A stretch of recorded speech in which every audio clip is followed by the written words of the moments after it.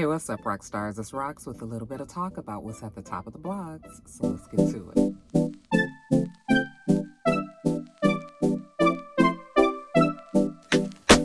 All right, rock stars, once again, I am doing this video before work and it is freezing out here, but I have a busy day scheduled today. Work, and I have to go get a mammogram, got to go check the teats. And I just, so I was like, let me get out here and do this now. But it is freezing cold in this car, y'all. But we gonna get to it. First story up, you guys. Darrell Brooks. He was found guilty of 6 counts of first-degree intentional homicide Wednesday. This was because he drove his SUV into a Christmas parade. You guys remember pretty much almost a year ago in Waukesha.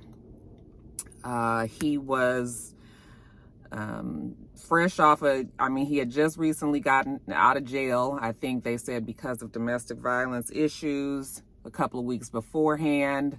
Apparently he had got into some sort of confrontation with a significant other, was upset about that, decided to go and run his car into this parade of peaceful parade watchers, nobody doing anything to anybody. And he came and forever changed the future for many families that was there. So 6 people were killed, and he injured, I think they said 61 more people. And he faces a mandatory life sentence for each one of those charges. He was charged with intentional homicide, okay, of the 6 victims that died. And yes, he was also convicted of 61 counts of recklessly endangering safety with the use of a dangerous weapon, 6 counts of fatal hit and run, 2 counts of felony bail jumping, and 1 count of misdemeanor domestic battery, okay? And pretty much it was a clean sweep for the prosecution. You guys saw the clips, as they would show the trial. Originally, Darrell Brooks, I think he tried to plead an insanity plea. That was not going to go over. So he then decided that he would represent himself in court. And you guys know what they say about people who represent their own selves in court. Okay, they have a fool for a client. It's something that just really should not be done. And this case is just like many of the others when we see people representing themselves. First of all, they don't have any idea of the decorum and the way that court is run. They get in there, they're already a little bit off, and then get in there and just make a mockery of the whole process. We saw him at one point didn't have clothes on. He's arguing back and forth with the judge. It was just a circus in there. I'm sure that the judge is happy that this is over. He wouldn't listen. Just how those kind of cases go. But when it was all said and done, they did find him guilty on just about everything. Now, in that domestic violence case that I told you guys about that he had just gotten out of jail for, in that case, he also had ran over, I believe, the mother of his child. So it's clear that a car is his weapon of choice, and he intentionally mowed down those people. I think they said it was 68 people that he ran down, and we saw the video, how horrible it was. He kept going. Just a mess, So I think everybody is happy in knowing that he was found guilty pretty much on everything. And now we just wait to see. We already know if it's a mandatory life sentence on each of those charges, and it was 6 homicides, then we know he will be charged with at least 6 life sentences. Prayers up for the families that were affected, that community. It'd just be so much craziness going on. You'd be afraid to go out to anything, really, because, when there's a large group, you have to have eyes on the back of your head to make sure that you and your family are safe. It should never get to the point where we're afraid to go and do things, but that's the world that we live in today. But at least we know that the justice system got it right this time, that the person responsible for the deaths of those people will be going to jail, and will be staying in jail because he's been in jail this whole time. And hopefully those who have survived will be able to move on with their lives. And even those who are the survivors of the victims, you know, everybody will be able to move on knowing at least that the person that was guilty was indeed found guilty. Okay, so yeah, that's that. Let's move on.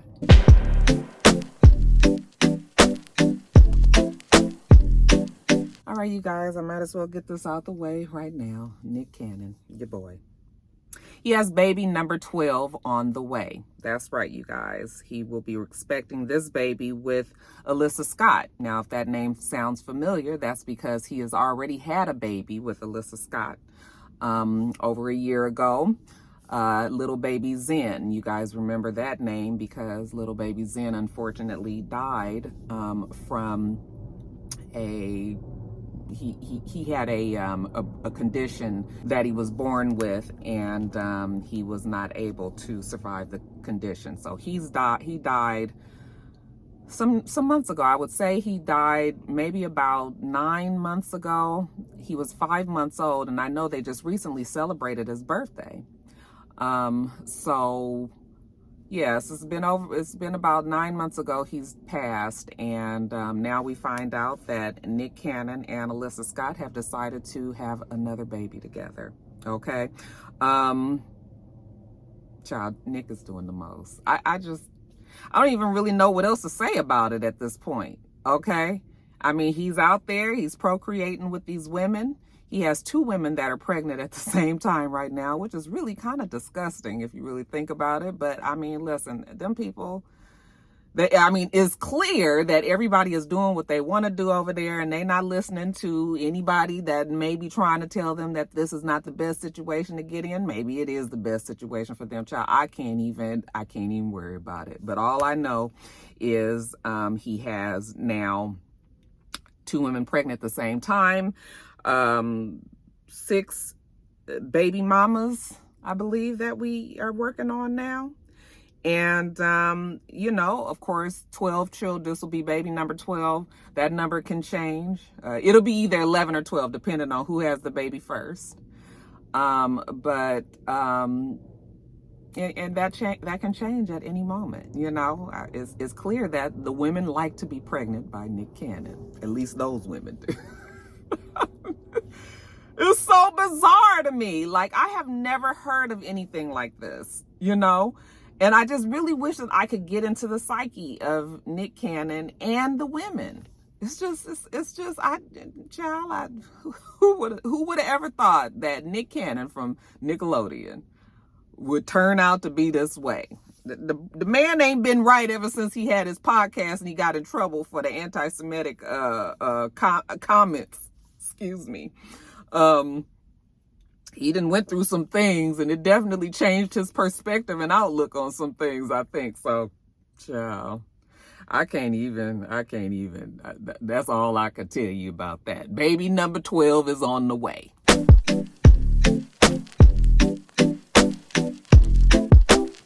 All right, you guys, next story. This is a celebration story of sorts, you guys. PValley has officially been renewed for season 3. Yes. You guys, I told you before when B. Scott had announced it that I was cautiously optimistic because B. Scott usually has stories that check out to be true.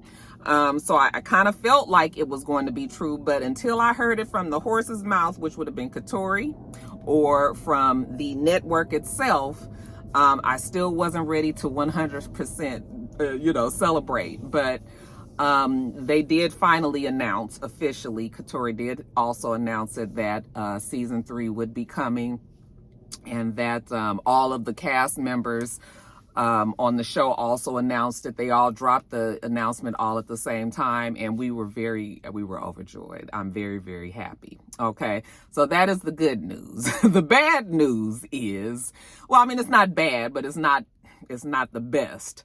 The show won't be back for 2 years, which I was already, I had already told you guys that was going to be one of my concerns, was if the show did indeed come back, when would it come back? Because we know that many of the cast members on the show had gotten other acting jobs. And I'm sure now we face the problem of having to line up schedules to make sure that we can get the cast back, the cast that we want to see. And the main person, I think, is Lil Murder. Okay, he's the main person. They could probably work around all of the other schedules of the cast members, but he was one of the, well, him and Mercedes, you know, they both have other jobs now. They're main characters. They have to come back. Okay, we don't necessarily have to have Roulette. I mean, yes, we want Roulette back, but you know what I'm saying? She's not like a major focus character like the other two are. So like Derek, the white guy, said he had gotten another job, and you know, supposedly Autumn is not even coming back. So there's going to be some changes that they have to do to the cast, but the main people, they're going to have to wait until everybody is available to get back to it. So in that time, you know, I'm hoping that they will be coming up with a spectacular script and story, and you know, we can find out the things that we've been wanting to find out since the show ended. But yeah, 2 years, that is kind of a long time, you guys. They have a big enough fan base and a strong enough fan base that people will be excited and will be ready for it. But you also think about, like, when shows go on long hiatuses, sometimes people just lose interest. I mean, I think that was kind of the downfall of Claws. You know, Claws was gone so long, and then we didn't know if it was coming back, and then they said it was coming and it still didn't come, and then when it came, it was kind of like anticlimactic because nobody really knew what was going on, couldn't remember the story, you know, it was just like a whole bunch. I heard that last season was actually good, but I didn't watch it, and you know, it just kind of just fizzled away, which is unfortunate because Claws was a very good show. Yes, it did have its changes as the seasons went on, but for the most part, it was a good show. And I felt like if it was going to go out, that it needs to go out with a bigger bang than the way it did go out. So that's one of the dangers of the show, falling into that kind of, you know, that space where it might not, you know, it could be where it loses some viewers because people won't be interested anymore. But I don't think that PValley will really have that problem. I think that once we know that it's on its way back, we gonna be ready, we gonna be celebratory, we gonna be, you know, wanting to see the characters and the stories and just ready to pick up where we left off. So good for them, okay? Because apparently it was a fight. Apparently, you know, they needed to really assert themselves, and Stars, I think with them losing 50 Cent, I think that probably made them decide like, okay, maybe we better, you know, maybe now is the time to lock this shit in, because with Power Universe leaving Stars, and I'm even concerned about what happens with that, because Raising Kanan was so good. I still like the Power Book 2 Ghost. Like, I still like those shows, and we don't know where they're going to be. They don't have a network right now. So right now it's nothing. We don't know what's going to happen there. One of the reasons why they also said that PValley was having issues getting renewed was, well, could have been, the talk was that it might have been because of the lawsuit that Nikki Gilbert had brought. You guys remember she was saying that PValley had stolen her intellectual property of a play that she had. I forgot the name of it, and I didn't write it down, you guys, but she had pitched the idea to Lionsgate sometime before, and then she says now that Lionsgate and Katori and whatever the production company is there, they kind of just changed a few things around, but basically stole her whole concept and idea and story, and then made PValley. So she has a lawsuit, and well, the lawsuit hasn't been scheduled for a court date yet. And she's upset about that. She said the fact that PValley got renewed and everybody, celebrating the way that they are, it feels like she's been punched in the face a bunch of times. Okay. She said that the stress of this whole, just watching her idea just get snatched away from under her feet, is starting to reveal itself in her body and her her physicality, her health is just stressful and all of that. So Nikki Gilbert might be the only one that's not happy to know that, PValley got renewed. Like I told you guys before, I haven't seen her play, but many of you guys actually said, Roxanne, there are some similarities. So I think also in those 2 years that, that we have a break, and while they're working on the script and everything, they're going to probably make sure that she can't continue to say that this was her idea, that was her idea. They're going to probably make enough changes to it where now we know for a fact that it is theirs. And as far as the lawsuit, I don't know where that is. Like, is it going to go to court? Is it like a legitimate lawsuit where it's going to get picked up in court? I don't even know why it hasn't gone to court. She's already she's already tried to file this lawsuit a long time ago. So what's taking so long, So yeah, if my real rock star lawyers out there got any, inside say on that, if you know anything, the reason why we're just kind of waiting to see what happens, feel free to let us know what's going on with that. But yeah, as far as we're concerned, we is happy, okay, that PValley will be coming back for season 3.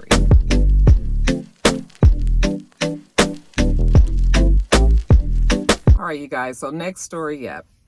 Student loan forgiveness. Let's talk about that, because I was so happy to tell you guys last week that the applications were up and open.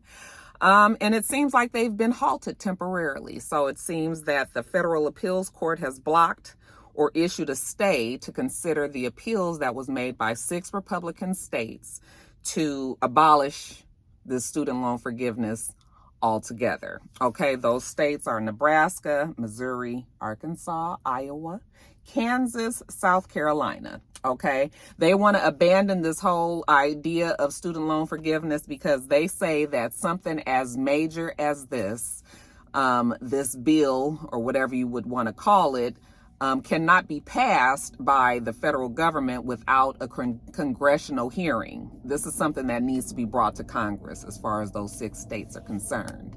So they have filed a stop on it, or an appeal, or whatever you call the word.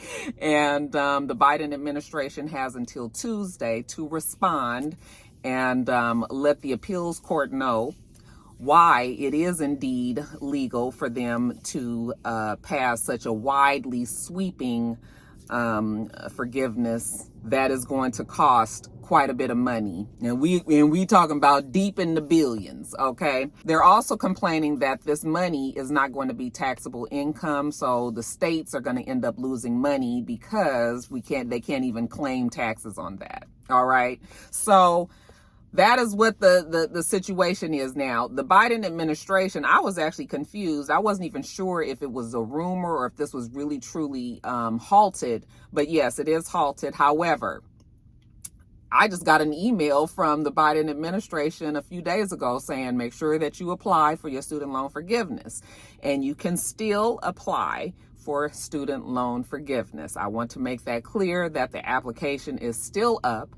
You are still able to put your information in and get the application in. It's just that the application will be on hold. The administration seems to anticipate that they will get this, this stay lifted, and that it'll go on business as usual. So in y'all minds out there, I'm telling you that you need to act like you don't know nothing about this pause, okay? You still go and do what you need to do to make sure you get this $10,000 to $20,000, okay? Yes, it could be more, but you know what? It could be nothing. So we're going to take what the hell we get, okay? 22 million people have already applied, so that is a good thing. And I know we still have millions of other people that will be applying. And while we're talking about government and whatnots, I'm also going to remind you guys to make sure that you vote. I actually am going to vote today after I go get my titties checked for my mammogram. I'm also going to do my early voting today. And make sure that I get my child, that I make sure that we make it a point not to have Herschel Walker or Brian Kemp up in this motherfucker ever again, you guys. So that is all I'm focused on today, is this mammogram and this voting situation. Okay, so I just wanted to remind you guys, and also just provide some clarity on the student loan forgiveness, because and of course people are all blaming the Biden administration when it's not. They're trying to make sure that it gets done, but we have these Republican states, and if you live in one of them states that I just said, Nebraska, Missouri, Arkansas, Iowa, Kansas, or South Carolina, it's y'all motherfucking fault that this shit is held up. Not y'all's per se, but y'all government is the reasons why that we got a hold on this thing. Okay, but I kind of feel like that's just, I think that is just for show, and that it will continue to go through, and people will at least get those $20,000. Okay, so that's what's on the student loan forgiveness. Had you guys applied already?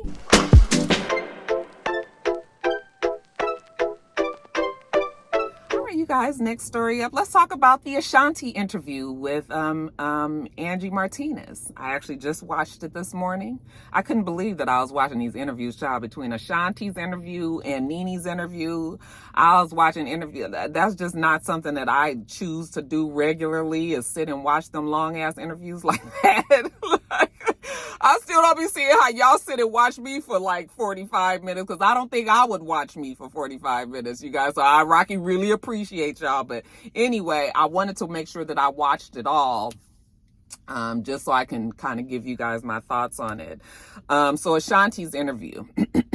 First of all, I will say that it has been, it was very pleasant to see this young woman who has blossomed into this strong grown woman basically sit down and give her side of the story. We've heard so much of Irv Gotti's side that now, and I didn't expect her to ever speak on it, because she hasn't in the past. She's always been very private about her life, and she's never really spoken out on it. But the vitriol had gotten so bad that I think she felt that she had to say something. Otherwise, this man had just been smeared her name in the mud.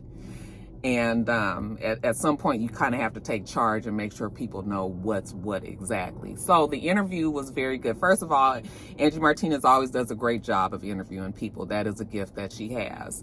She made her comfortable enough. It was clear they already had a rapport with each other. They were already friends. Okay, so usually that's easier. But it was basically a story of Ashanti's life when she was with Murder Inc. And how difficult it became for her, because Irv Gotti was this egomaniac, this control freak.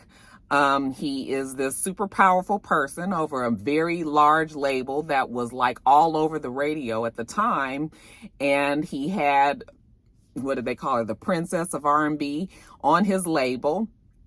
And long story short, he manipulated her. He took advantage of her. Now, yeah, she was a grown woman, but she was 21, 22, stars in her eyes, not giving her excuses for being in this, whatever it was. She wouldn't call it a relationship. It was a situation. But, I mean, it was clear that Irv Gotti did take advantage of her and her youth and her naivete, because he wanted her for himself. Okay, now we do know that he was married. She told us that he actually told her that he was separated. I think probably at that age, she didn't think anything of it, didn't take it seriously, was having fun, knew that he probably was married, but if he wasn't going to worry about it, she wasn't going to worry about it either. She was probably stuck in that mode. And plus, they were making money, they were making music, everything was fun, everything was exciting, things was moving so fast. you know, I can see how you would get swept up in a relationship like that, even knowing that you shouldn't be in it because this person is indeed married. But even with all of that aside, the way that Irv Gotti has attached himself to Ashanti and hasn't been able to accept the fact that that was a moment in time, and he clearly thought that he had like full control over Ashanti. And when she finally was like, okay, enough of this, and started a relationship with Nelly, it just completely derailed him. And it doesn't seem like he's ever been able to regain his footing ever since. And you guys, that is awful. First of all, she never considered him any type of relationship. You know, she knew the situation. He had many girlfriends. He was seeing a lot of women, but he clearly thought that they were like an item and that he owned her. And, you know, she didn't bash him, but she said that she felt like he's so unhappy with the fact that he doesn't have any kind of control in her life anymore that he probably would be happy to see her dead. And Angie Martinez was like, no, do you really think that? And she says, yes, I actually do think that, you know.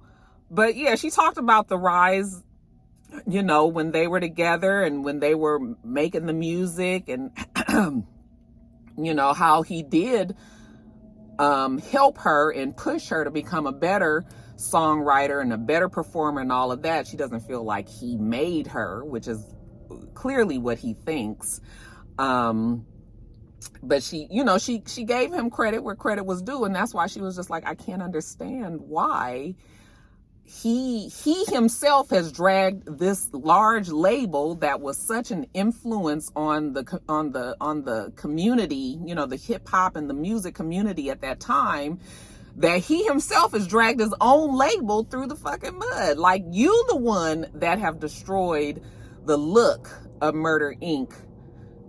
Because like when I hear Murder Inc., the first thing that I think about is Irv Gotti and his bullshit. Okay, and how whack he is. So, you know, she was just like, he's the one that has created this atmosphere that, you know, is backfired. What he thought he was doing when he went on Drink Champs, and, you know, when he talked so negatively about her, I guess he thought that was going to make people, incentivize people to want to watch the documentary and all of that. And the opposite happened, because, you know, people just wasn't feeling him. People just not feeling him. But it was a really good interview. I thought that she, you know, you could tell that she was making sure that she chose her words carefully.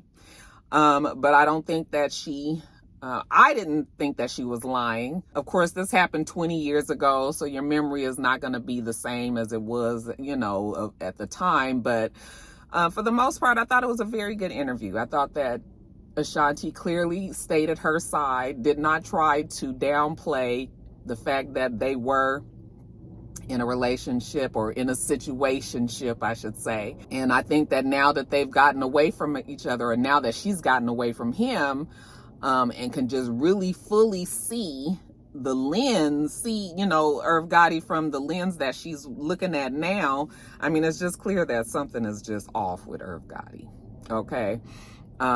She seems to be just a cool person. And, I'm sure she learned quite the lesson in that. But it was a good interview. You guys should watch it. It was about an hour long, a little bit over an hour long. So nothing that you can't sit and do. Not like Nene's. Nene's was almost 2 hours. I was just like, oh my God. And Nene's is a whole nother thing. We're going to talk about that in a second. But yes, I really did enjoy Ashanti's interview. And it was just nice to see from her perspective, because like I said, we have never really heard her talk about it. Nobody is really trying to sit up and talk about a relationship that probably they shouldn't have been in, you know, and that's why nobody can understand why Irv Gotti is just shouting it from the mountaintops. I feel like he's doing it only because he wants Ashanti to look bad, okay? That he don't even give a fuck if he burned his own house down. But if it's gonna make her look bad, then that's what he did. It's still an obsession there. It's a lot to unpack still with the Irv Gotti situation. It's a lot to unpack. So, but it was a very good interview. And Ashanti has gone on. You guys know that she's independent now, and she's redoing her albums, and she's going to have control of her masters now. Of course, Irv is trying to throw salt in that game, but she's moving forward. She has her book out. She's filming a movie. Actually, she was in Canada when she did the interview, and that movie is going to be coming. And Ashanti is just still focused on what Ashanti needs to do. And this little hiccup in her career, she weathered it back when it was going on live, and she's weathering it now, and she's still, graceful about it. And I just really do like Ashanti. So it was a very good interview. You guys let me know what you thought about it.